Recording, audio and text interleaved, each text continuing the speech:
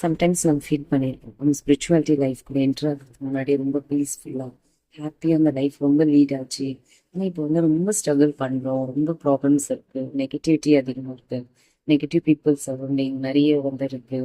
So neighbour எல்லாம் நம்மளுக்கு வந்து எனிமே ஆகுறாங்க, அந்த மாதிரி நிறைய விஷயம் நம்மளுக்கு வந்து இருக்கும்.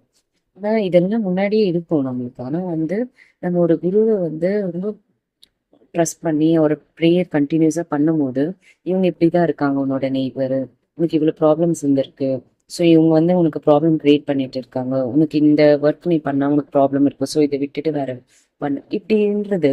நம்ம ஒரு விஷயத்த ப்ரேயர் பண்ணும்போது சாண்டிங் பண்ணும்போது அந்த பர்டிகுலர் காட் நேமு, ஸோ நம்ம பர்டிகுலராக ஒரு குருவை வர்ஷிப் பண்ணின்னு இருக்கும்போது நம்மளுக்கு அவங்க ஐடென்டிஃபை பண்ணி நம்மளுக்கு இதுதான் சொல்லிட்டு காட்டுறாங்க.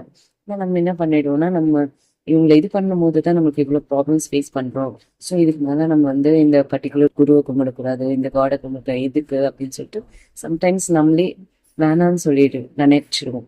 பட் அந்த மாதிரி எதுவுமே நினைக்காத நம்ம ஃபுல் பேஷன்ஸோட ரொம்ப நம்பிக்கையோட முன்னாடியை விட இனியிலேருந்து எதுவாக இருந்தாலும் பரவாயில்ல, என் குரு இருக்கார் என்ன வருஷம் காப்பாற்றுறதுக்குன்னு சொல்லிட்டு நம்ம லைஃப்பை நம்ம பார்த்துட்டே போகலாம்.